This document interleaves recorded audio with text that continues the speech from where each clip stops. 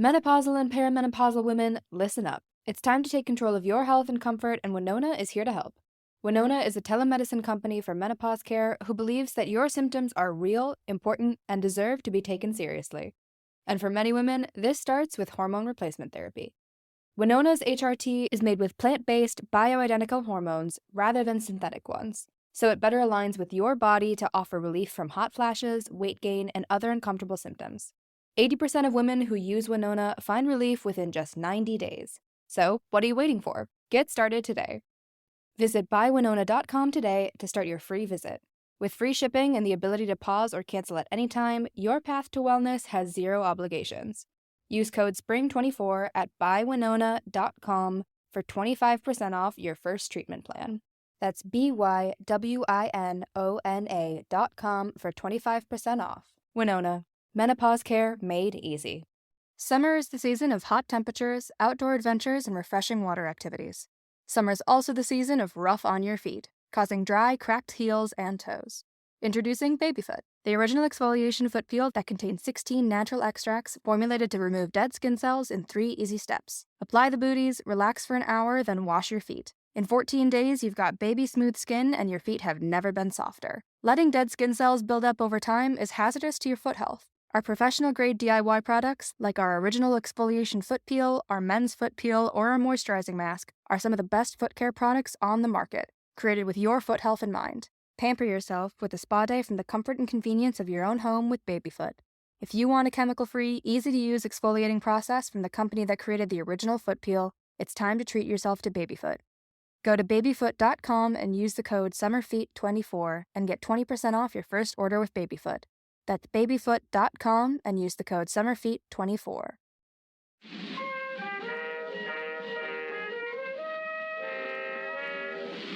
Hello and welcome to Too Stupid to Live, a podcast that reviews romance novels $5 and under. I'm your human being host, Becky Feldman, and I'm not gonna lie, today's episode has me feeling nostalgic and maybe a little gross, but like in a positive way. But more importantly, it has me feeling delighted. As I said in previous episodes, I am all about the non-human love interest these days. And, these past few days, reading today's book, recording the episode, editing the episode, I learned that sometimes you need to review crazy erotica that goes a little too far in order for you to appreciate the more realistic erotica, like ones where characters are an orc or a merman or an alien or even a brontosaurus. Realistic erotica. You know what I mean? Okay, so there was a link going around Twitter a few weeks ago about this piece of erotica called Conquered by Clippy. Clippy being the annoying Microsoft Word office assistant that if you are old enough to have memories from 1997, you probably remember it would pop up when you would be writing, what you now realize is Independence Day fan fiction. So with Conquered by Clippy, obviously I'm not gonna not read something. Except for War and Peace and Ulysses and shit like that. And listen, if I am going to read Conquered by Clippy, I have to do an insanely fun episode of TSTL with an awesome guest where this book gets the critical analysis that I truly think it deserves. So, returning to the show is Phillip Iscove, who you know as the co-host of podcasts like It's 1999. I had a blast really tearing this thing into incredibly sexy shreds. And you will have a blast listening. Honestly, you'll never look at a paperclip the same way again. So please enjoy this review of Conquered by Clippy. Philip. Hello. Bill Gates. Don't even. Don't think that didn't upset me.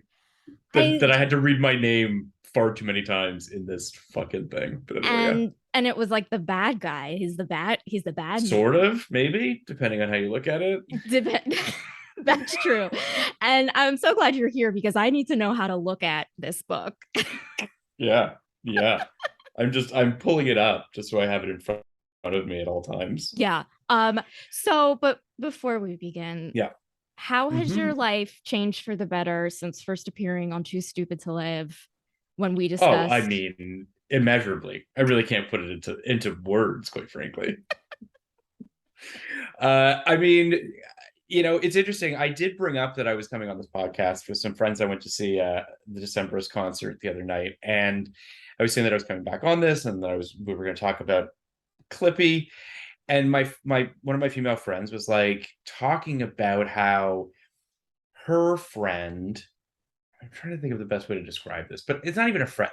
This idea, I guess, that in a best case scenario, what erotica can be, right? Like what it's the purpose it's supposed to serve, right? Yeah. That idea of titillation and feeling, your body and all these sort of things, right? And like and how when you're in a relationship, I'm assuming this is probably more for women than it is for men, because women tend to be a little bit more intellectual, and men are dumb.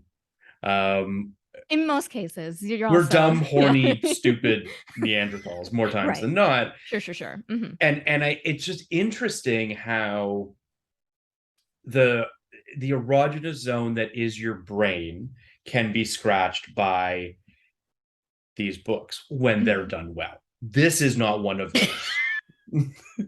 just what that's putting that on the record. Yeah. They really do serve a purpose. Like right now, like what's taken the feminine or just like non-cis het male world by storm is audio erotica. And there's this app right now, hugely popular, that's like good erotica, sure. That like it's just been like skyrocketing with women, Well, that makes sense. It makes sense. First of all, it makes sense just because I feel like a lot of people listen to books rather than read them nowadays, for good or for bad. And I imagine that hearing a voice telling you these stories, that in and of itself could be a turn on, depending on how you sort of come at this. So yeah, I get all of that. I wish I understood what this author's deal is. It's also written by a man. We know, you could tell. Boy, can you tell. Oh boy, can you tell. I mean, it's night and day between the previous book that I came on for and this. Because say what you will about Cowboy Dragon. Was that Cowboy Dragon? Cowboy Dragon. And it's illogical mythology and what have you. She was trying. Like she was. First of all, I mean, it for what it's worth, this is a 15-page short story. This author has apparently written several of these. You can't really accomplish much in 15 pages on what he's attempting to do here, and we'll get into that, obviously. Sure, obviously, yeah. But boy, could you tell it was written by a man as opposed to Cowboy Dragon. We were just like, yeah, no, I get it. I know what this is attempting to do, and I know why this would be successful. This, I genuinely couldn't tell you what he's trying to be. Like again and again. Okay, I'll read the synopsis and all this. Please, but to that point, but I wrote down so many times, this needs a lady pass, or it needs like a female writer to just go through and beef it up. And like I wanted to like be like, I was thinking about like, well, this is what I would do if I were and it's like, Leonard, if you're listening, you need a Becky Feldman pass. I mean, can I just say that before we came on here, I read about the author thing and realized that he's from Toronto, which breaks my fucking heart. Just FYI, as a person from Toronto, I would prefer that not be the case. I would prefer his photo, if this is real. I can only assume that it is. Did you look at the photo of him? It seemed real to me. Just I'm assuming. Listen, we can only assume this is real, right? We can only assume that not just the photo, but that this entire creative endeavor is on the up and up. No pun intended. So that being said, for your listeners, it's a man wearing a leather bomber jacket, wearing aviator glasses, looking anywhere between the ages of 16 and 25. Really kind of hard to pinpoint his age. Yeah. So Leonard needs he needs a lady to really show him what she longs for and needs in life. Yeah, absolutely. And Don't we all, though, for the we record? certainly, I mean, I could use like Leonard Delaney, like, you mentioned he looks 16 to 25. Mm-hmm. Based on the syntax, I'm going to say, of this book. Yep. I'm going to say he's 16. I'm just going to say he's 16. I'm going to say he's 16 too. I'm going to say he's 16 for a couple reasons. Okay.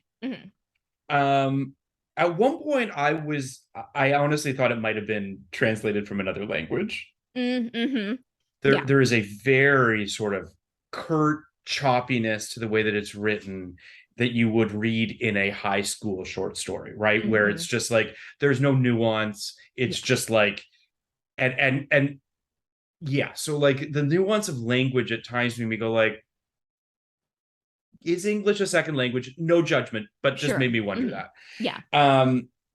Then we find out that one of the characters is a fucking robot. So then maybe I'm like, wait, is his choice of voice for Phil like this because he's a robot? Right. Okay, now you're blowing my mind right now. But now, you know what I mean? So like then I was just like, oh, wait a second. Maybe he's, because like there's just times where Phil will say stuff like, dang it, this chopper is going down. Yeah. It's like, okay, sure. But then there would be descriptors. I'm going to read one right now. Oh my God, that's okay. Do. Yes.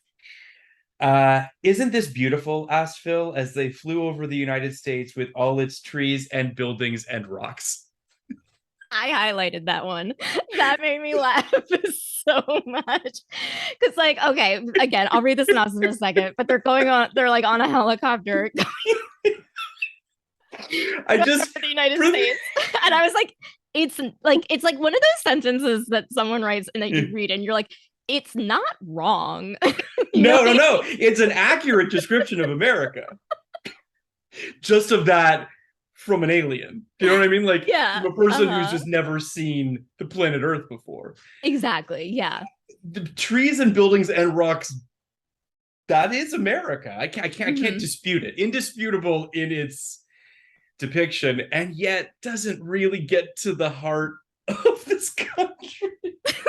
Yeah. So that's the stuff that made me go like, not so sure if but anyway, yes. Totally. Do you want to give a synopsis? Yeah, I should do a synopsis. Okay, so we reviewed this short story called Conquered by Clippy, an erotic short story by Leonard Delaney, which is book 2 of the Digital Desires series. It's currently $2.99. So I'm just going to read 7. Are there 7 parts? There are seven parts and books. Sure. Yeah, I put in quotation marks. Yeah. Sure. And like our main character gets it on with a lot of sentient items.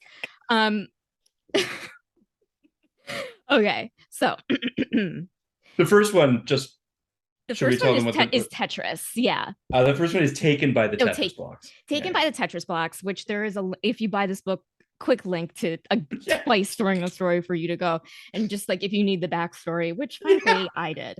Okay. So okay. Well, yeah. It looks like you're trying to explore your hedonistic desires. Would you like help? Now, most Microsoft Office users from the years 1997 to 2004 would click, "Don't show me this tip again," when Clippy, the office assistant, would appear, assuming that we're all just trying to write letters. Now, Microsoft, this is true, did bring back Clippy as an emoji in 2021, and Clippy is seen on a nameplate in the latest Halo video game. Oh, interesting. Yeah. It's like featured as like a nameplate. Sure. I learned today. Okay. But what was this intelligent user interface doing before that? Well, for one, railing chicks, apparently. Getting bent out of shape. Pleasuring the adventurous and independent Christy Acklund, who is so brave and so horny that she did indeed let Clippy show her his tip and a whole lot more. Not that much more, quite frankly. No, not really. Again, I wrote the synopsis as if I wrote this book, as if I understand. Including my pass, like if I'm doing a Becky pass on this book. Yeah. That synopsis infinitely better written than this first story, for the record. Yeah, it's so here's the thing. I subscribed to Kindle Unlimited to read this. And when you download it, it says it's 68 pages. So I was expecting this to be 68 pages. So I was downright flabbergasted when this thing just abruptly ends at page 15, because it is, mythologically speaking, let's just say that the world building is absolutely batshit. It doesn't really. I mean, again, not to keep comparing it, but I will, just for the sake of this podcast, comparing it to Cowboy Dragon, which in and of itself also had, we'll say, mythological issues. Sure. But had quite frankly, the page count and the scope to at least sort of explain some of this stuff away. I mean, this thing just like throws you in the deep end on the first page. I was like, dude, like, pump the brakes here. What are we? I mean, in the first, so Phil Gates, the CEO of Contasso Corporation, sends Christine Ackerland an email, which reads, "We've read your blog about the blocks," aka this fucking Tetris thing, "and are impressed by your relationships with inanimate objects and ability to communicate using words." Ability to communicate using words. Love it. That. Again, not wrong. It is a true statement. But we've discovered an ancient alien artifact in the middle of a remote and dangerous location. We would like to send you there alone without any help to tell the artifact story. So that is page 1. That is this CEO, Christine, expertly navigated her computer's operating system to formulate a perfectly formatted reply to Contasso. "I'm in," she wrote. So, I mean, listen, Christine sounds great. I don't really have any issues necessarily with Christine. She seems headstrong. I have a lot of issues with her. I mean, fair. I'm sure all of them are fair. I guess what I think, when I say that I don't have any issues with her, what I appreciate on some level is that it seems as though Leonard is interested in writing a badass chick who doesn't take no for an answer and is super smart and whatever. He doesn't obviously take the time to fill out the character, so she really just seems kind of like a lunatic. So I'm not suggesting that Christine is a fully fleshed out 3-dimensional character. She's not. Of course. I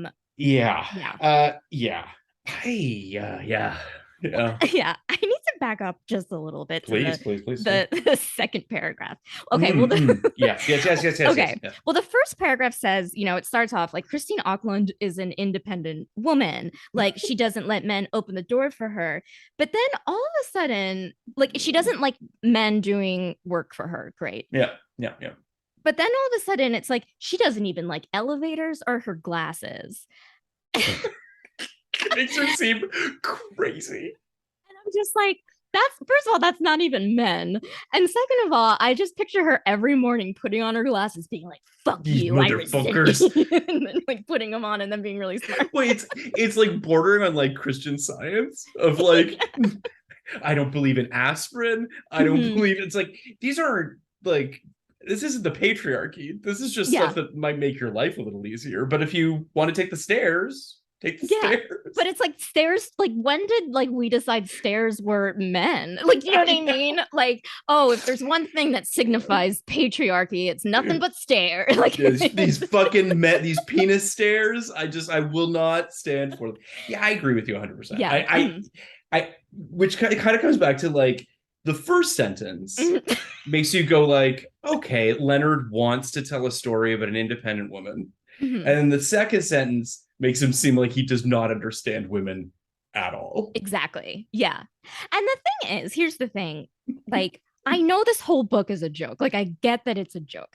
But I do think you could have like played with, like, this theme is about the story is about Clippy. a Yeah. virtual assistant. And here Mhm. is Christy Auckland never wanting assistance. Yeah. Yeah. I mean, come on. We should flesh out that theme here a I bit know. more, you Like know? it is a funny notion in and of Yeah. itself, right? The Mm-hmm. person that doesn't want help but is being forced to have help. Mm-hmm. And I mean, we do have the sort of sex scene where he keeps asking if she wants help, and she keeps saying no. Like Mm-hmm. that's funny. Yeah. Mm-hmm. Um, but you say that you think this whole thing's a joke, and I tend to agree, Yeah. but then I Mm-hmm. also just feel like is something getting lost in the translation? Like, is the joke kind of Mm-hmm. getting lost a little bit, right? Like Yes. Mm-hmm. it's breezing through so much shit that you don't really have the time to actually enjoy the joke, if that makes sense. 100% Yeah. correct. And I Yeah. think that this came out in 2015. And I think since then, Chuck Tingle has since Mm, come out with like, his crazy, like, funny kind of having sex with sentient objects sure, sure, sure. erotica.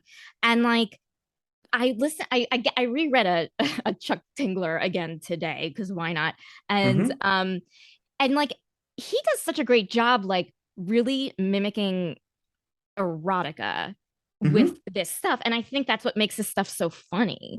And Sure. like this, it's not doing that. Like it's No, almost like the author put this up there to just like have people, which what he was successful at, have people I circulate guess. the cover, which congratulations. But if you want to make that, $2.99 Yeah. or however, whatever, it probably makes 5 cents a page, come on, give Yeah, us something.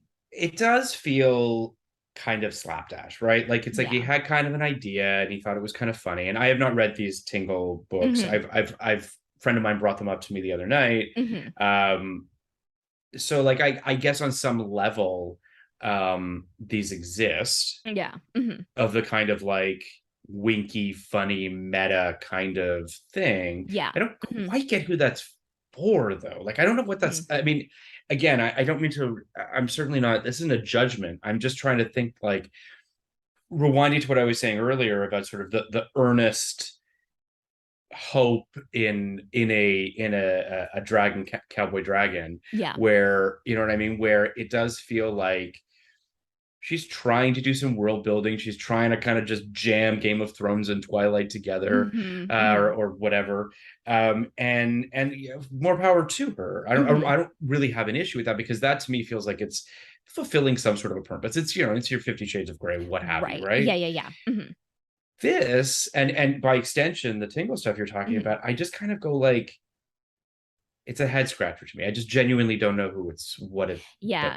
I mean, obviously working. But yeah. I mean, in defense of like Chuck Tingle stuff, he writes a book a day and like shoves it up there, right? damn, So, and I mean, but that's like damn. part of the art, if that makes any Sure, sense. sure, sure, sure, So, sure. like, Yeah. a lot of his stuff is like commentary, like, he would be like, it would be like Donald Trump gets pounded in the ass by the Constitution, and it's That's like, cool. That's that's the cool. day Trump Yeah. was impeached, so it is a lot of like Okay. commentary on like Sure. what's happening. But like, Sure. so again, and that's why this I was like confused about because I was like expecting it to be like commentary on Microsoft. Yeah. Yeah. Yeah. For sure. I mean, just the fucking name. Yeah, yeah, Yeah. Yeah. It's as I was reading it, I was just like, first of all, there was stuff that when we talked about the last book, you know, I was blushing through a lot of that just sure. because this I was kind of repulsed by. Like, if I'm being completely frank, like there Mhm. is stuff in this that just made me go like, oh no, dude, what are you doing? Yeah, Describing a woman like a shish kebab yeah, is not okay. yeah. I mean, like, It's stuff like it's yeah, like no, no, no, no, no. no, it kind of felt like an improv scene done by a bunch of college virgins in a way, like, you know what I Absolutely, that's mean? the perfect way of putting it. Absolutely, it even just like there's word choices Hmm. that there was one that I highlighted. Oh, where is it? Um, oh, this I also just I just appreciated this because it just made me laugh. But Hmm. She smiled slyly, then got on her knees. Unlike an actual paperclip, the end of his coiled body was rounded, and it felt smooth in her mouth as she lapped and sucked and tongued it. It became even redder and hotter. Her own human body, in parentheses, vagina, felt hot too. The parentheses, I was like, are you reading what you're writing, dude? Yeah. Anyway, I mean, and that was one of the parts where I was like, listen, get a lady pass. Like you can make, like, honestly, there are writers out there who can take this story, and by the end of it, people would be like, I want to fucking bone Clippy. I'm in love with Clippy. I want Clippy to have sex with me for the rest of my life, you know? Part of there's a lot of money being left on the table, which is I think we're sort of discussing here. Yeah. And I do think that one of the significant problems is that Clippy doesn't have a personality, really. Yeah. Like all he's decided is rather than using the Microsoft creation as a jumping off point, he's like, oh, well, that's the whole kit and caboodle, right? Like I'm literally just going to stay within the box that's been created by Microsoft, which in and of itself is just like dumb. But also it just feels like a wasted opportunity, right? Like there's so much you could have done with Clippy if you wanted to actually make us care about him as a character. He did none of that. And I think conversely, like I do feel like with erotica, like I bought a book on how to, it's like how to write erotica, because I was just like curious about like what the process is, right? And like usually like what it is that like if it's written for cisgendered women, let's say, who are straight, basically it starts off with a woman who has a problem that's not necessarily sexual. So let's say it could be like she doesn't feel love because she's going through a divorce, or her sink is broken, right? She has this issue that she needs fixed. Here comes this guy that not only will come up with the solution, whether it's fixing her sink or telling her she's beloved if she's not feeling beloved. Sure. And also will bone her. And granted, 90% of the erotica is that boning, but that essential 10% of like this like kind of like person fulfilling her symbolically, let's say, in addition to figuratively or really, literally, that word, is so essential. And I thought this could have, like, Clippy could have been that savior. Of course. Yeah. I mean, part of it too is that, to your sort of point, not every, but most pieces of fiction or what have you have a character that is struggling with something, as you said, right? Whether it's emotional or literal, whatever, right? Yeah. And it's clear that Christine has control issues and that she's right. So like her whole thing is she needs to, and I'm sure that there is innumerable pieces of erotica about uptight women that just need to like, let go and whatever, right? So to some degree, it feels like he's kind of trying to kind of tread in those waters. Yeah. And Clippy, to some degree or another, I guess, helps her escape. I mean, there is this sort of great little bit in the epilogue that I loved where she says, she felt bad for Clippy, who was only trying to help. He did help her reach a pleasurable orgasm twice, so he wasn't all that bad. She just wished he wasn't so annoying. Again, written like a children's book. Yeah. Except with obviously, the X-rated components. But like, I do think that there's something to that. This idea that like, I think that's the arc he's built for Christine in these 15 pages, but it's loose at best. Yeah. I mean, I wanted like, again, I know what this book is, but again, comparing it to a Chuck Tingle, like I wanted love. I needed love in this. And like, there's no love here. There's absolutely no love. Like, I feel like, with a lot of romance novels, which this isn't, where it's erotica and romance are two different things. There's always a happily ever after. You usually see that in erotica too. And even if it's not, it usually, like, for example, when God damn it, when I have read Santa Claus erotica and Santa has to leave at the end of the night, granted, there's no happily ever after. Santa fucking? Oh, just like single moms and like, any you should go on Amazon around Christmas time. People are gonna, I have many recommendations. I'm good. Okay. Well, if anyone listening. Yeah.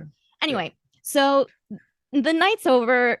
Santa goes Mm. back up the chimney, and you know what? Like Santa and whoever he fucks, they just had a nice moment. It's almost like before sunrise, or you know what I mean? How fucking dare But you? no, I'm saying it's like a nice emotional moment. Like if you had like an emotional and physical connection with Santa Uh, Claus, like it's gonna, and it's like what, 12 hours long, it's gonna stick with you for the rest of your life, and it could be just as beautiful as any Linklater movie. I will die on you that know hill. what? That is, I mean, if you're remembered for anything on your time on this earth, Becky, it should be that you just compared Santa Claus erotica to Richard Linklater's touching Mhm. character pieces about romance.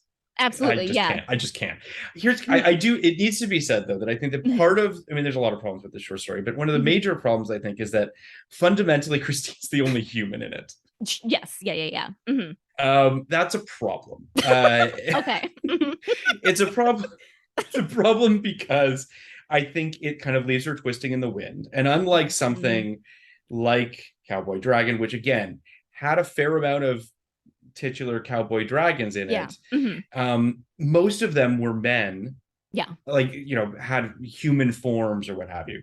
This Phil character is barely a human form. And Mhm. then the only other interaction she has is with Clippy. And that's so I think that that's part of why we're sensing this lack of like any sort of real emotional connection. Yeah, like I think Clippy, there were like should have been sex. Like I think like Clippy should have been way sexier, and like there's a part where like a server falls on it, like the computer Yes. server falls, and like he comes back up and he's just like, oh, I don't need to ask for help anymore. And I'm like, dude, there is a great Yeah. moment for you to do a Steven Urkel, Stefan Orkel Mm-hmm. transition here where Clippy comes out and is like, Yeah. hey, babe, I only got one kind of assistance, and it's for you. That was really bad, but I have to workshop that. But Yeah, no. I mean, I would kick the tires on that a little bit more, but I hear your point. I mean, you're absolutely right. It made me think. I mean, when you were just talking there, I was thinking about.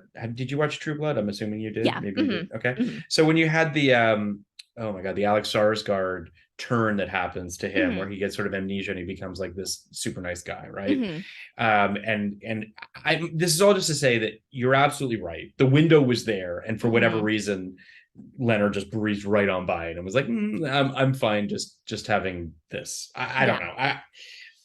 I wish I mean, part of it too, part of the stuff that bothered me about it Mm-hmm. is it felt like a lot of the mythology existed merely as sort of a yada yada so that he could have the sex scene, right? Yeah. So like Mm-hmm. which listen, and to your point, like I get the point of this whole thing, which is ultimately the sex scene at the center of it, but it just didn't need to be this complicated. He could have made it so much more simple. I Mm-hmm. mean, it literally could have been fucking weird science, right? Like she's on her I computer and mm-hmm. right, and I just wrote that down. I was like, this could be weird science. I like literally wrote that down. why is it not that? Mm-hmm. Why am I going through this sweaty fucking twisting myself into pretzels to get her to this fucking cave to like what? Mm-hmm. Like if it's only going to be 15 pages and all you really care about is just writing some pretty, disgusting descriptors Mm-hmm. of Clippy penetrating this poor woman. Yeah. Um,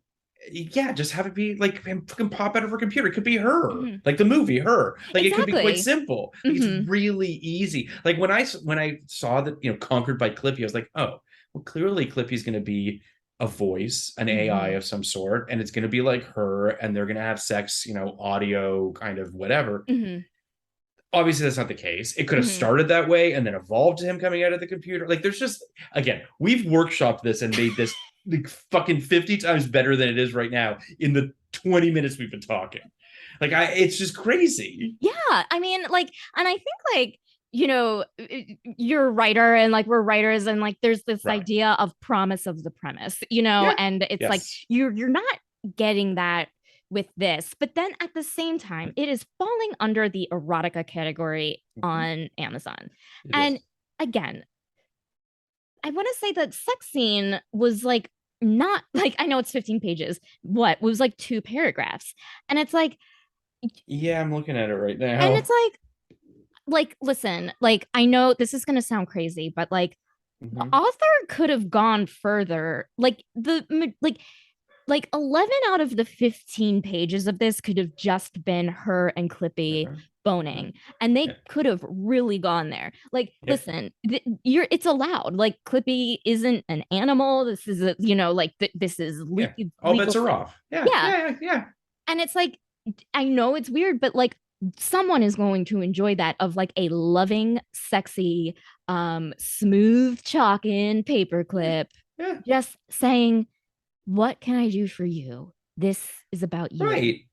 This is exactly right. The idea of even if it needs to be an inanimate Clippy, but like a male figure on his hands and knees just trying to please you and make you happy and assist you. And none of that transpires. It's very strange. It's again, like, all this stuff is just off the top of our heads. But again, like, it's not rocket science here. Like, I don't quite know why it needs to. I mean, there's also stuff in this that there's that weird, like, this is weird. It's like the hatch in the TV show Lost, said Phil. That was a good show, said Christine. Yep. His voice was sad. He was probably mopey because Christine had such good taste in TV shows, but wasn't interested in kissing him.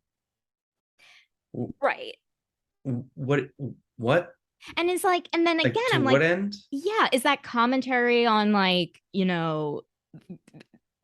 guys thinking they're entitled to the women, or like, what's that commentary on? I mean, listen, I don't think it's commentary on much. I know what you're saying in the sense that, like, is this kind of like incel-y kind of commentary about, but it's not. Okay. This feels like it's not. This feels like Leonard, as someone who is guilty of doing this a lot, and of infusing pop culture references into my writing, because I do think that when done well, they're just, I think it's just an invitation in. It's just a way for people to feel like they're in on the joke, and it makes them feel like they're part of some sort of a community or what have you. And then also sometimes it can be a really funny way to have a joke or whatever. This is just the most, like, bumbling way of doing that. Like, this is just, he is like thinking about this cave, and then, like, loss comes to mind, and rather than him finding a way to sort of, like, in a nuanced way do this, instead it's just this clunky, shitty, like, stupid joke that just I don't know. It's it's a bummer. There's a lot of things about this that are a bummer. I also think that, as we mentioned earlier, some of the descriptors of her feel very bro-y that I don't like. And see, and that's what I think, like, is spoiling the joke in a way, because, like, coming from a upright citizens brigade background, I am so sorry to anyone who's taken an improv class before. They're going to roll their eyes, but the game here is that you're taking something ridiculous and you're writing it as erotica. So when you are not using erotica terms for this ridiculous thing, you're diminishing the joke. And I feel like, again, it felt like I was, like, coaching 20-year-olds, like, do an improv scene of, like, are you guys really paying attention? Like, what's the most unusual thing? Let's heighten, let's explore, let's yes and this wasn't the yes and. I couldn't agree with you more. As you know, I mean, I have seen improv. I have not partaken in it myself, particularly. Probably did it in drama class in high school from time to time. But to your point, it's tennis, right? And if you're just, like, fucking hitting the ball off the court and not giving somebody the olive branch of being able to do stuff, what you're left with are just these, like, thuds. Like, it all just feels like, I also, I mean, there's, like, this, he says he uncoiled almost entirely, so he was a straight rod with only a little curl at the top for his eyes to attach, with magnets or whatever. Or whatever. You can't just say whatever. It's mind-boggling. And it's like, okay, I get the syntax that you're just writing, but listen, we paid, like, a good $2.99 for this book. Like, I want I know it's ridiculous, but, like, I don't know you, Leonard. And I'm sure that if you were, like, telling this story to your friends and you were like, blah, blah, blah, or whatever, or, like, calling her, like, Lady Juices, Lady Butter, or whatever he says. Lady Socket. Oh, yeah. Like that shit, I get, dude. Like that's funny when you're talking with your friends. But listen, bro, like, why am I calling you bro? I don't know why I'm Yeah, starting to not talk me, like but that. you're Leonard's. Leonard, yeah. Yeah. But it's like you are putting this up on a public platform. You have a bunch of like people who are, need something to read. Like, let us in on your world a little bit. You know what I mean? Like Yeah. we bring us Yeah. in. Bring us in. He's so not interested in doing that at all. Like I know you're right. Yeah, You're absolutely right.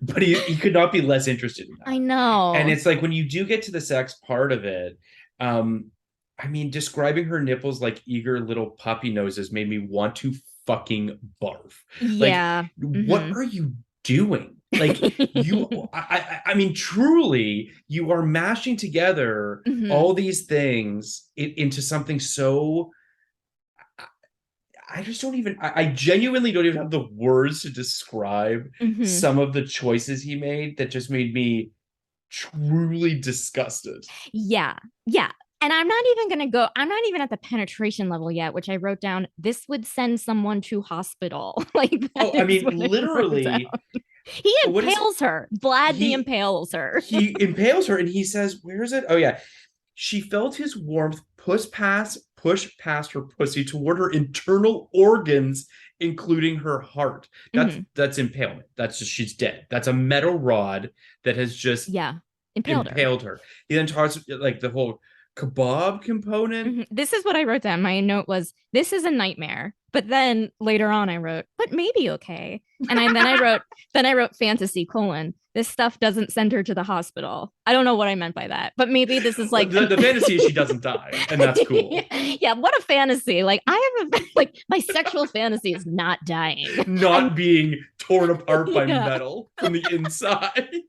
I know this is crazy and I want to explore this, but my sexual fantasy is staying alive. For as long as I possibly can. It's super hot. Yeah, I mean, even this whole he got his end to vibrate like an Xbox controller. Like, Hmm. come the fuck on, man. Are you even Yeah. trying? That yeah. And then also like on the next page it said, but she had already come once. It would take Yeah. her more than and it would take more than fucking to get her to bust another ovary. That's not real, right? Like I mean, like that's like that's bad. Like Yeah, I mean, busting and I understand that he was like, wanted to say bust a nut. Obviously, that's what he's right. oh, now So it makes he's sense. so Okay. now he's just like, Hmm. well, I guess whatever, but science aside, Hmm. ovaries are kind of like testicles, right? Like again, it's just Hmm. this very sort of rudimentary, childlike, as we mentioned, like 16-year-old Yeah. perspective of the female anatomy. Hmm. You know what I mean? It's like that the fucking I don't know who it was, some congressman the other day who said that I don't know if you read about this, the placenta and the aren't attached to the woman. And I just Yeah. want to be like, yeah, the baby is technically speaking not attached to the woman. And I'm just like, no. Like, if you don't know what you're talking about, if you Yeah. don't understand women's bodies, stay the fuck out of this. And I Hmm. really feel the same way about Leonard. Yeah. And this isn't to say that you can't do like an ovary based thing here. Like I Oh. one time read a piece of erotica Mhm. where like an ovaries were used, and like honestly, I'm kind of like I I like things more flowery. I don't like things like we don't need to talk about. I just like I'm like these are organs and they help make kids. Like I don't really need Yeah, it you don't in want to talk my about guts. exactly, yeah. Yeah, Like, yeah, yeah. but ovaries are beautiful. I love all women. Yeah, But it's finished. the line was like he was so hot it made her ovaries want to high five. Now that's a good line. I think that's a way better line because one is written by Sure, a woman. It kind of makes sense because it's like okay, like sexual desire comes from like this animalistic thing to reproduce. Fine, sure, that sure. makes sense. And But and and this, anthropomorphizing mhm. ovaries is kind of adorable. Like Sure, in my yeah. brain, I kind of Mhm. go like, well, they probably have eyes and mouths, and they're like they chat, and they're just like really happy to have like a Yeah. friend. Like Yeah, that's yeah. yeah. They're just like, hey, we found him, you know, and it's like cool. You have like you have Laverne and Shirley living in your Yeah, body. Like that's yeah, amazing, you yeah, know. yeah. Why haven't you written this show? Why haven't you pitched this animated show already? What are you doing? It's not already on. What have I been watching? I mean, I'm just saying it should be. um. So okay, okay. Yeah. I mean, listen, uh I think that this story trips over itself Mm-hmm. by trying to do all this kind of like stupid mythology gymnastics Yeah. to explain itself away, right? And Mm-hmm. then you get the whole fucking Phil reveal that he's a robot, and Mm-hmm. then Clippy being like, I didn't know about any of this. I just wanted to assist. And like the manipulation of her under these circumstances, Mm-hmm. it all just feels very kind of lazy and kind of like he's just racing to get to the end. Yeah, yeah. And like again, like, you know, you we're paying customers and like I deserve Yeah.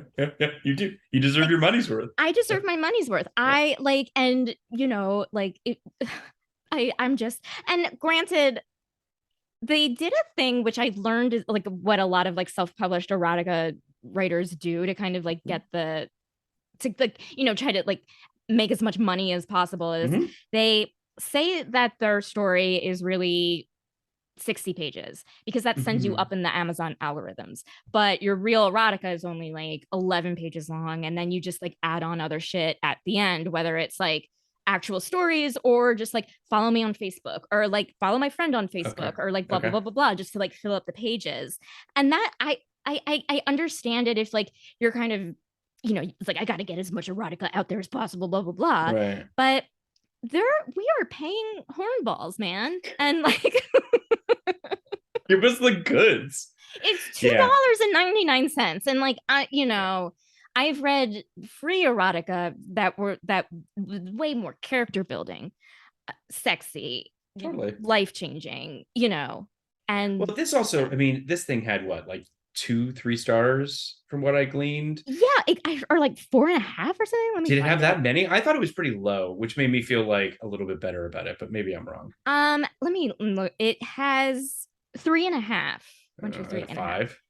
out of 5. It has Okay. 69 ratings right now. I just want to should point that Yes, out. yeah. So But I'm bummed. congratulations. Yeah. But yeah, I mean, like, and there are people who are like jokingly were like, "Oh, this is the best thing I ever read," blah blah blah. But it's like, I want to I open these just, people up. well, it's also just like you're crawling inside the joke as well. Like you want Mm-hmm. to be the fucking Amazon comment that's praising this piece of shit thing because you think it's funny to be. I'm just like we're in some weird sort of loop here Mm-hmm. that I don't completely understand. I mean, Yeah. listen, Mm-hmm. if this guy's getting rich off this stuff, I mean, more power to him. Mm-hmm. Hell, if he's able to live off this stuff, more Oh power to God. him. What world you if he's getting rich off, oh my God. If you're able to get rich off of just doing this stuff, like you live in a world where getting impaled by a paperclip won't kill you. I mean, here's the other thing, and I don't want to be, but I mean, how big is Clippy? See, that's a really good. See, I saw Clippy as like her like almost her height, maybe a little shorter. Like kind of like I viewed Clippy as like you know when you see like Mickey Mouse at like Disneyland or something, like like Sure, that kind of like that. that's Like you're like, that's big. "Oh yeah, I imagine him big. I go big." I mean, listen, I think like logistically, I think my brain thought of him as somewhat human sized, Right. right? Mm-hmm, mm-hmm. Which I could only right, Yeah. which in and of itself is a leap because Clippy Mm-hmm. on the computer screen is like Very is a tiny. inch and a half. Yeah. Yeah. So I'm just sort of like, it pains me to think too hard about this because it's clear that Mm-hmm. Leonard didn't think very hard about this. So I'm Yeah. not sure that it's worth us like really trying to dig into it. Yeah. Yeah. But I'll say this, one of the things that also occurred to me too early in the book is when Christine bends down and Clippy can see her like red panties, and she senses him checking her out, and she's like kind of turned on by it. Yeah. What the fuck? Like, what the Yeah. fuck? Like at this point, I'm like, Christine, why are you turned on by a giant paperclip checking you out? I mean, Yeah. logic, I guess, be damned on some level, but is she, I guess, that lonely? I don't know. I think I don't like know. again, and I think the reason why I have so many notes is because I really loved the idea. Like I'm Same. very turned on by the idea. And I'm Absolutely. just like, well, like, listen, in the beginning, he should, if she should get turned on because Clippy's like, listen, babe, I know you don't need assistance, but I'm here. And maybe one of these days I might need your assistance. And then there you go, bing, bam, boom. Yeah, there's the you're off to the love, races. you know? It's not Yeah. hard. It's not hard to write Clippy like the Fonz. Yeah. I mean, like, I just do it. No, Like, I know. I agree with you 100% that this just feels like such a wasted opportunity. When I saw that this existed on Twitter, someone mentioned that this existed, and I obviously immediately brought it to your attention because you know it only makes sense. I was just like, the potential of this seems pretty much off the charts, just in terms of like, all bets are off, just have fun with it. And unfortunately, he doesn't seem like he's having that much fun as a writer. Yeah. You know what I mean? It's just, it's ping-ponging all over the place. There's stuff that, like, I don't know what a silicon geyser is. I don't know why that has anything to do with anything. I don't understand any of the location choices. I don't understand the giant servers. Like, all of it's just like noisy and just like dumb, and you're just kind of like, what is this? It could have been so simple and so clean and just been literally Christine and Clippy, end of story. And it would have been fucking great, and it could have just been like a weird cute winky nod to her or weird science or some shit like that, and you would have been like, great. Yeah, like, and I feel like I see, like, with this other, you know, with the thing of like the Silicon Valley and like, you know, whatever, like it's like, again, I see where you're going with that. Like I see like you're trying to comment on something, but it's not coming to fruition, and it just makes it, again, it's like, it's probably funny with like your friends because you make these jokes with your friends, but like, I mean, I'm not here to make friends. I'm here to read Go here woman. to get off, or what the fuck? Yeah, I mean, no, you're not wrong. I mean, what are the other titles in this series? The other titles are, let me see, I'm looking at a few. It's there was one about an iWatch. Invaded by the iWatch, coaxed by the copyright page, and rammed by the reviews of this book. Oh, that's pretty funny.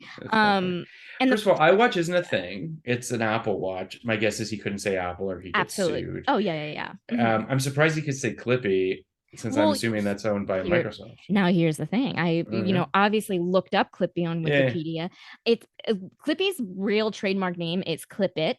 And but everyone started calling him Clippy. Microsoft doesn't own the rights to that, so literally so if there's anyone out there who can like write a really hot Clippy erotica, please, the window, it's there, the lane's open. Yeah, I mean, what's kind of amazing about that is I kind of love that Microsoft got kind of fucked over by their own creation. By not ever, like, by giving it a shitty name that wasn't actually like anthropomorphizing it. They lost out on this huge Clippy market. Oh, I know. Yeah. And it's like, people were like, you know, there were Halloween costumes of Clippy. And like, you know, I saw, like, when I first moved out here, I saw like a sketch show where someone was like evil Clippy, you know. It's like the stuff that like the vitriol and the humor is out there, and it's like, you're not buying Clippy. Okay. Well, the thing that's interesting about this series, if you ask me, is that all the other options, there's no character there, right? Like, Clippy's actually a character. So like, there is something you can actually do with that. Tetris blocks, like, what? I don't, an Apple Watch, like, what? I don't know what I don't know what that is. Whereas Clippy's actually a character, right? And if you go online, you can see there's a million GIFs of Clippy that you can, you know, obviously put in messages, what have you. And like, he's got some like sassy eyebrow raises, and like, he's got personality. Not in this. No. And like, you would think like, here's your opportunity to really explore Clippy as a character. Seriously, you fucked up, man. You had your fucking chance. I mean, listen, but let me say, Leonard, we're both we know how hard it is to write. Like this Oh, isn't sure, to sure, say sure. like, whatever. Like I mean, yeah. we're just like I We're think disappointed, we're Leonard. disappointed, but because we just believe in the idea so much and we believe in you. Yes. Why am I talking to like we believe in you, Leonard? Here's what I think. If I Mm. was Leonard and I had Mhm. listened to this episode, and Leonard, if you are, Mhm. that's awesome. And Yeah. and thank you for taking the time to check this out. Or Leonard, if you're listening, what are you doing with your life, What are you man? doing, man? Yeah, Yeah, you got don't be listening to yeah. this. But if you are listening, sequel this shit out and take our notes. Or Yeah. do another Clippy with Mhm. another female character, whatever, male character, maybe. Yeah. That could be interesting. Sure. Yeah. I just think that there's so many possibilities on top of the fact that Clippy is such a flexible character physically and emotionally. There's so much you Mhm. could do with him. Mhm. It just that's Here's the other thing. I don't mean to be going on and on about this, but like Mhm. I thought Clippy was gonna bend into the shape of a penis. Wouldn't that have made Oh, sense? yes, it would have. Yes, it would have. Right? I Like mean, what? there are It's so just many like like different like I I'm don't looking at know. a paperclip right now and I can already Yeah. bend it in 100 different ways. Like Right. I want 100 different chapters of But I mean, yeah, exactly. I mean, here's the thing. That's to me maybe the most damning thing I can say about this is you literally have a character that can bend into any shape you want, Mhm. and you turn him into a rod. Yeah. Yeah. Yes. And that I think is like the sentence that like epitomizes like your whole issue is that you really didn't run with it, you know? Like you should have literally turned Clippy into a giant penis. It's Yeah. Mhm. obvious. The Clippy world should is have your turned oyster. into a giant pair of lips so that she could kiss him. Like Yeah. again, these are just like Mm-hmm. There's so much fun to be had with this. Okay. But yeah, that said, I yeah. feel like should Mhm. we there are a few things I did like Yeah, about this. please, yes, please. Oh, I lost my notes, but here, let me pull this up. Here's the thing. I do think, listen, the cover is great because The cover is it's yes, pretty this good. this this. Is just a picture of a woman, stock image of a woman next to Clippy. Now, I mean, you say woman. oh God, Uh, I can't do it. I she know. is very young. Yes, she is. I'm just gonna say she uses really. She's never been out in the sun. Yeah. Okay. Yeah. Continue. Yeah. Here's the thing. Again, as someone who purchases cheap stuff, a Mm-hmm. lot of the times, like with this cheap stuff, people will just like do the stock image of like anyone on the cover of Sure. the book, upload the book. Yeah, I get it. Yeah. And it's like sometimes like it doesn't bother me that much, but it is like when the cover model doesn't look like the character in the book, it's kind of like, come on. And so I appreciate someone going out of the way to make sure that there is a redhead on the Oh cover yeah, of the Christine does book. have red hair, right? Yeah, she does have red Yeah. hair. So you have that I thought was great. Sure. Yes, That he I did. thought He was great. found a picture of a terrifyingly young redhead and put her on his cover. Yeah. So yeah, you get an A+ Should on have my been you part. on the cover. Oh God. I mean, just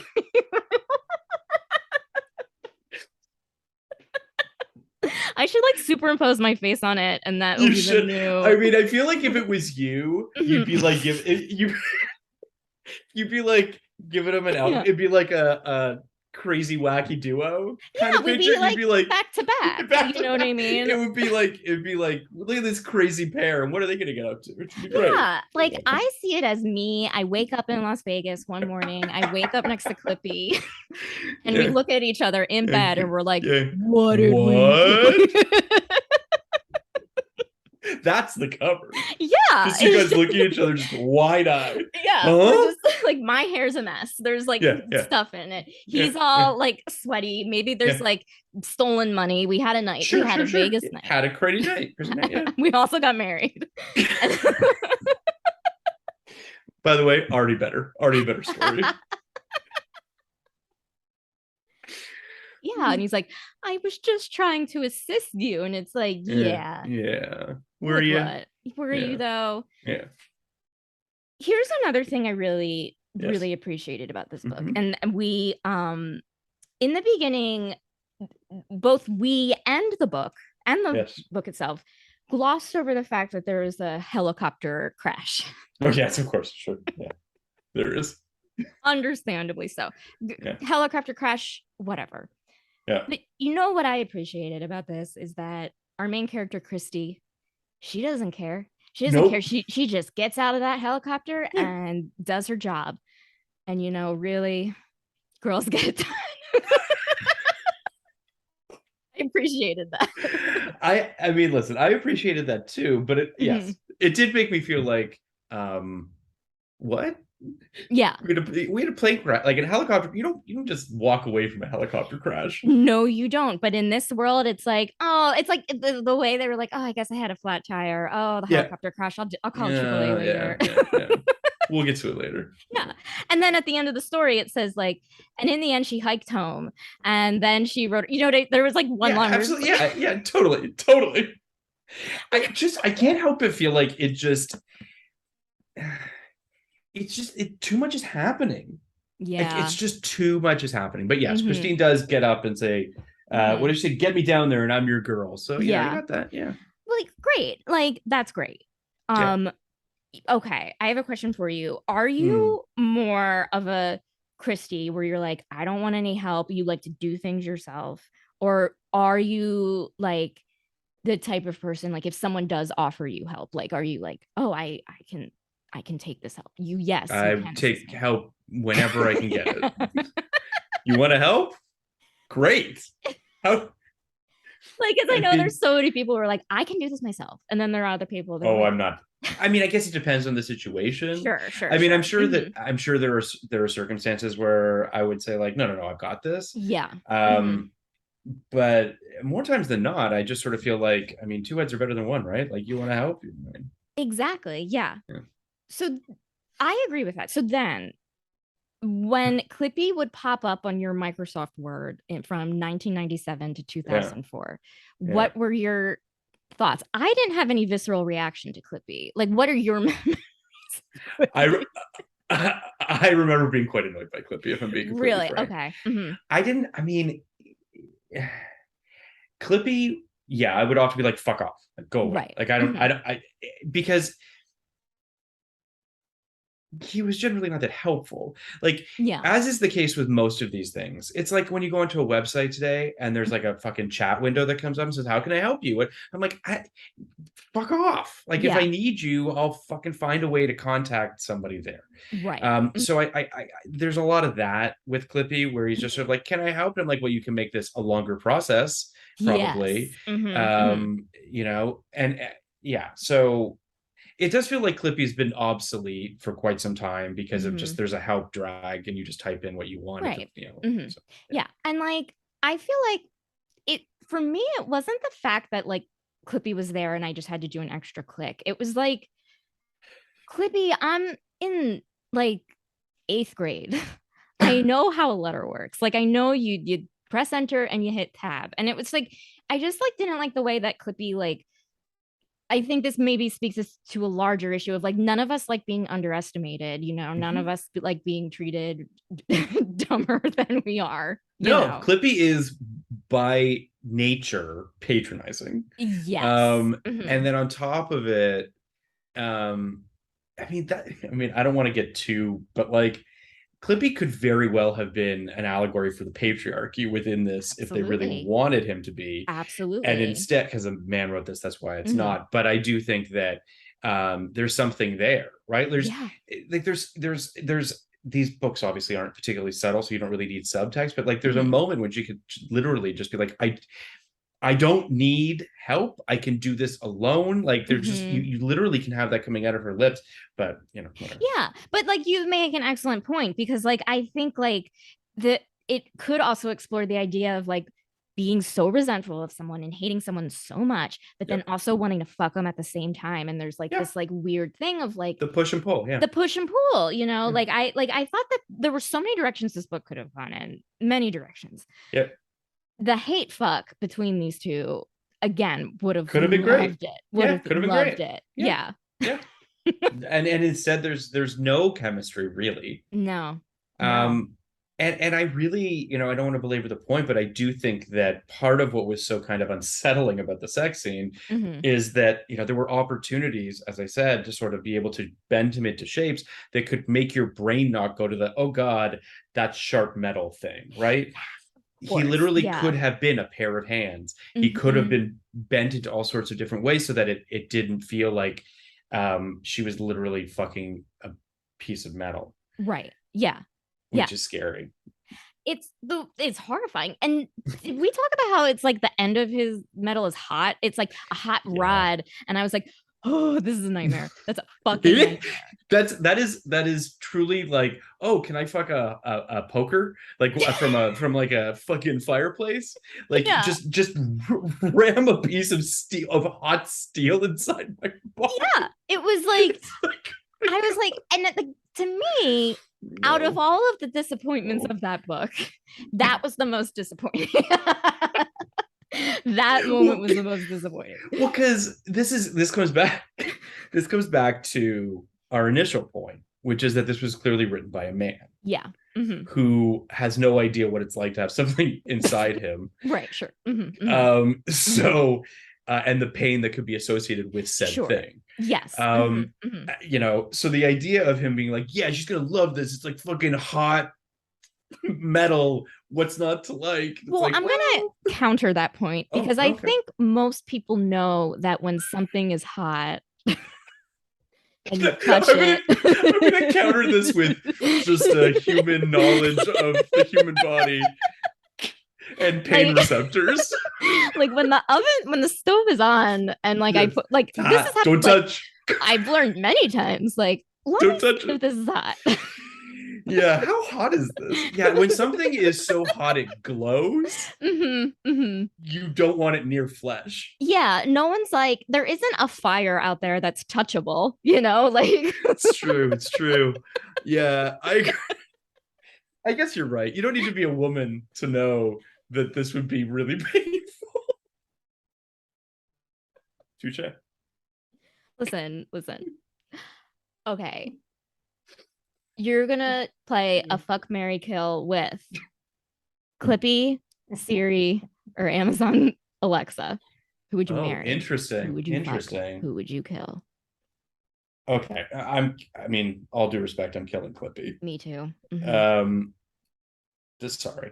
I'm probably fucking Siri and I'm probably marrying Alexa. Whoa. Okay, see, I'm married to Siri and fucking Alexa. I just think that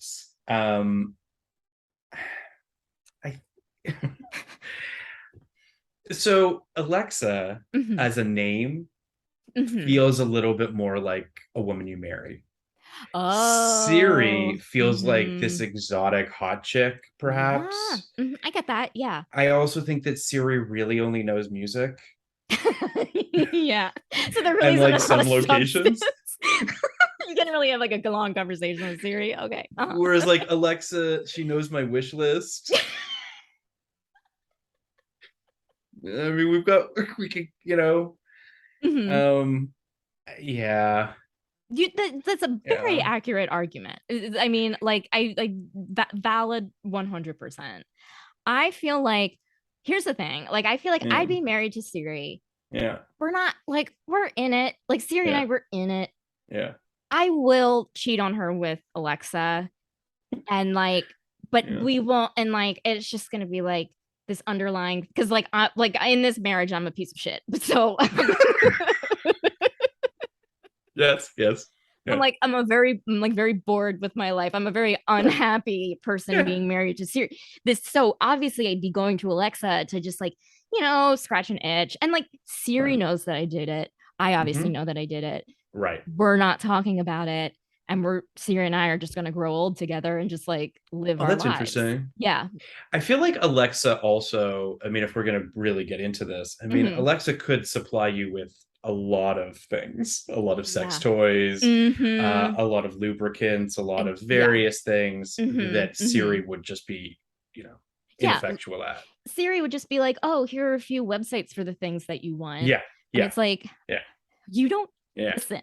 yeah. You You think don't this is know me. you think this is helpful? Yeah, Like, no, I hear that. Siri's mhm. not substantive, I Yeah. don't think. Mm-hmm. Um, yeah, I don't know. I mean, it's interesting. I think they're both kind of. I think that I mean their voices are pretty similar. If I'm Yes. being honest, like they both Mm-hmm. have sort of very kind of kind of what's the cyborgy kind of like they're Mm-hmm. human-y Yes. esque. Yeah, They yeah, kind of yeah. have that. Mm-hmm. Um, I appreciate Siri's name just because like Mm-hmm. when she was announced, I was like, huh, that's not a name that I would have necessarily because it seemed Yeah. it seemed Mm-hmm. exotic and interesting and Mm-hmm. whatever. Yeah, yeah, yeah. Alexa's a little bit boring. Agreed. Like Alexa's a little bit of like a basic She's a little basic name. bitch. She's a Yeah, little bit yeah, of a basic bitch. yeah. She Mm. also here's the other thing that Alexa can do. Mm-hmm. She can like turn the lights down. Mm-hmm. Mm-hmm. Alexa can like change your air conditioning. That's true. Yeah. Alexa can do a lot of stuff around the house. Yeah. Not that that's something you should look for in a wife. No, I'm not no. necessarily saying that Alexa needs to, but it is something domestic. Yeah, yeah. Um, You have someone to come home yeah, to. Yeah. yeah. I get that. Siri really can't do much. No, yeah.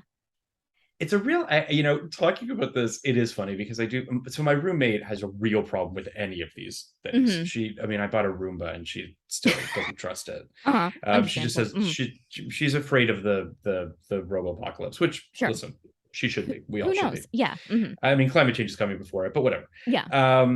All that being said, when Siri was announced, it felt like she literally just I have an Apple HomePod, and by saying her name, she like started to glow. Fucking bitch is always listening. But my point ultimately here is that I actually think that Apple has dropped the ball with Siri. I don't think that Mm-hmm. Siri actually can do nearly enough considering all the various products that we have. Yeah. Whereas, for good or bad, Amazon has figured out a way. Did you heard that they bought Roomba? They Did you hear this? did? They bought No. Roomba because they want to have things in people's houses and they want to use Roombas as like it's a whole thing.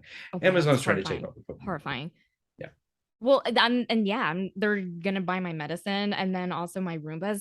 Yeah. It's hard, but also, Yeah. oh God, so convenient. It's so convenient.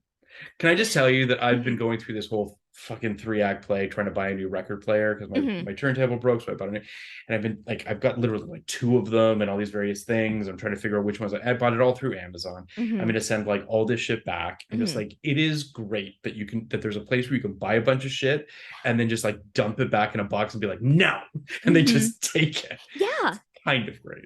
it is. Yeah, like, and I mean, and it's just like it's so easy, and I It's feel too easy. bad, Yeah. but I'm just like, But can I just say you brought up mhm. the prescription medication thing, which I do think is Mhm. interesting. Yeah. I am fully on board with what you're saying, which is that like Amazon shouldn't have more power. Mhm. That being said, if in this country there's a way of getting people prescription medication at a lower cost and easier to their homes, like True. That's very true. hard to be like this is a bad idea. Yeah, I guess like like I am like you know how recently like there like a few years ago there was like all these pop-up ads or just like targeted ads for all of these different kinds of supplements, Yeah. and it was like it's like sign up and we'll send you all the supplements you need Yeah. once a month. Mhm. That is horrifying to me because I just think they are sending us like mind controlling drugs. Well, We don't know maybe, yeah. what's coming in the mail. And so I feel like, so sometimes when I think of like mail prescriptions, like mailed prescriptions, my brain does go like, do we really know what's in here? But do you know what's in it when you pick it up at CVS? No, of course not. I could be eating Okay. plastic and my mind could be controlled right now. I don't know. I mean, It's just a prejudice I know against what you're saying. mail. It's a prejudice against the Yeah. mail. Yeah, I apologize. I mean, listen, I definitely I would be skeptical about getting my medication in the mail as well. You know what I mean? And there would be a bunch of hurdles that they'd have to get over on that front in order to, you know, get people accustomed to that stuff. It's just it's just interesting that you know, that for good or bad, I do think that Amazon has I mean, listen, their practices are fucking gross. The shit they do in their warehouses is insane. The fighting of unions, all that sort of shit. Gross, terrible, awful. Considering the boatloads of money that they're making, the least they could do is, I don't know, pay the fucking people that pull it off of shelves. All that being said, I do think that the company has done a very good job of making it incredibly easy and just making it just like dangerously easy. Like, I don't know if you're like me, but whenever if I buy vitamins or stuff like that on Amazon, they'll always be like, subscribe and it's cheaper. And I'm like, I don't want to subscribe. I don't want to be indebted to, and of course I'm buying it every month. So they're getting, I mean, like it's, it's just this false sense of control I have that I don't want to be like subscribing to anything else with them, but whatever. It's all stupid. No. And the thing is, I was like having this conversation with someone and I was like, oh, I feel so bad. And they're like, well, it's not our fault. It's the people at the top who are really to blame. And so it's like, okay, we're just very nice everyday consumers. It's not really, we're not the big problem makers. I agree. I mean, listen, we're going to be consuming stuff no matter what is really what it comes down to, right? I mean, as a species, as a hemisphere, we're incredibly capitalistic. We're going to buy shit no matter what. Right. So this is just a company that is providing that in a way that seems a little bit easier rather than going to a brick and mortar store and buying stuff. You know, is it better or worse that, you know, through the 80s and 90s, it was a mall culture where everyone was just like, you know, zombies inside a fucking mall or sitting in their houses scrolling endlessly on Amazon? I don't know. I mean, both seem pretty bad, but and amazing, and also two of my favorite things. Going to the mall? Yeah, love going to malls for a little bit of time. I don't know. It's this weird thing. I find comfort. I just like being in malls. But before I get like dizzy and have to leave, like it's like. I can be, like sometimes it's like overwhelming, but it's like 45 minutes in a mall is just. It depends on the mall. I mean, this is a city that was very, very mall oriented. For a long time, and I guess still is, maybe to some degree. I mean, the Grove is the Grove, Americana. Like there are malls that, you know, the Century City Mall that had its big overhaul, but every time I go to the Beverly Center, which is very infrequent, that's a mall that makes me think like, this was a mall, right? Like just a fucking bunker with no windows and just like it's, you know, they should just tear the fucking thing down and rebuild it, but they just keep like trying to kind of spit shine this turd by like adding stuff to the outside of it, but it still just looks like they're mall. Like, oh, there's the best new restaurant in LA is there, and I'm like, I'm not going there to the fucking Beverly Center. Are you kidding me? No, it's true. I'm never there. I'm never there. Me neither. Yeah. But I know what you're saying about the mall culture. There is something. I mean, you've seen Day of the Dead or Dawn of the Dead, right? I mean, there is something. I mean, the commentary in that movie is great, but I don't know, who doesn't love a mall? Come on, you're lying to yourself. Oh my god, there's just like everything you ever want is there. Unlike this book where everything everything I wanted wasn't there, with the exception of the cover.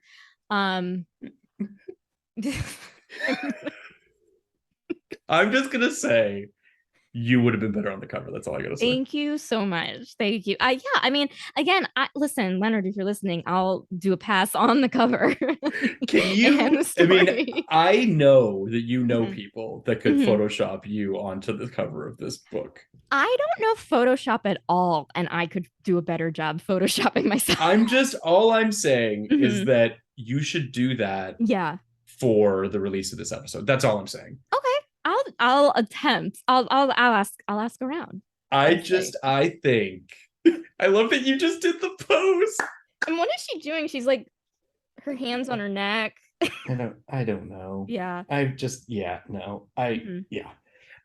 Also 17 plus seems low. What? This feels like something you should be drinking age to read. Yeah, I was just like, is this like I thought about Jerry Maguire, which was like the first rated R movie like Oh, I okay. saw, you know what I Okay. mean? And so Okay. I was like, oh, or is there gonna be like a 16-year-old whose parent is letting them read this? You know, like that's what I think when I saw 17 plus. I was like, okay, there's some mature teens out there. It's yeah. I don't know what to say about that, but Yeah. yeah. But yeah, you But yeah, okay. So I'm gonna ask for a rating. go. Okay. Yeah, yeah, yeah. This is ratings of digital supercomputer servers. Now, 1 out of 5 digital computer servers is really bad, or even 0 out of 5 supercomputer servers is really bad. 5 out of 5 supercomputer servers is the best thing you've ever read. Okay. I'm gonna give it a 2 That's a really good rating. out of 5. Yes. That's below 50%. Well, I That's was a gonna give failing it. grade. Well, sure. But like, but yes, I have no response to that. But like, I was gonna give it 3 out of 5. I just feel like, like it, like zero getting zero is like It's not a not 0. zero. It's not a And zero. a 1 feels kind of rude too, if I'm being completely Sure. honest. A Mm-hmm. 2 feels like, listen, there was some effort put into this. It's Mm-hmm. not it's not the choices I would have necessarily made. I think that you could have had a lot more fun with this, and there's Mm-hmm. just a lot more here. Yes. Um, Mm-hmm.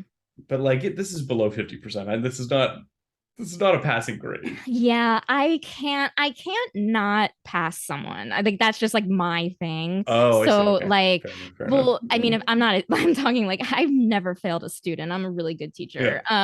Not at Yeah. all. I'm just Yeah. like really nice. But like I will say, like again, there really weren't a lot of typos, and I'll like There that's were. There were. Like, I mean, listen, on our podcast, which you've been on, we yes, do 0 to 99, right? And we've yeah, always sort of said like 50% is the line with which you would recommend something. mm-hmm. Um, I can't recommend this to anybody. You're right. I can't either. Yeah, I can't That's just recommend it. my personal whatever.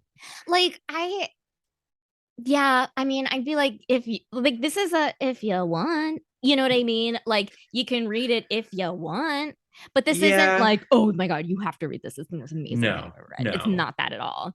it's not that. And I think that, like you and I, Hmm. if someone said to you, there's a short story where someone fucks Clippy, Hmm. you'd be like, oh, well, that sounds audacious and crazy. Like, sign me up, right? And then Yeah. you're like, Hmm. it's kind of gross and weird and doesn't actually make much sense. And like, Hmm. it doesn't, and then you're like, so it's a Yeah, wasted opportunity. really is. Yeah. And I Yeah. think this just goes on to say, folks, don't waste your opportunities, you know? Don't waste your opportunities. If you've been Yeah. handed Clippy, don't punch a Clippy horse in the mouth. You know what I mean? You should just like, you just, Yeah. that's my Yeah. review. It's also like a really good life lesson. Like I feel like Yeah. I've Yeah. grown a lot. I've grown a lot Mm, in this past episode. mm. Oh my I'm God, Phil, thank glad. you so much for being a guest. It's Oh my so great God, to have you please. back, and especially with this piece of literature. It was my absolute pleasure. I had a blast, of Mhm. course, anytime. I look forward to coming on to talk about something else kind of haunting. Yeah, Yeah. I'll find something that's like a sentient object and like, Great. and Great. send it your way and we'll just Great. be like just traumatized for the rest of our lives. Sounds great. Love it. Thank you for having me, though. It was great. Too Stupid to Live is part of the Frolic Podcast Network. For more podcasts you'll love, visit frolic.media/podcasts. Thank you so much for listening and have a great rest of your day.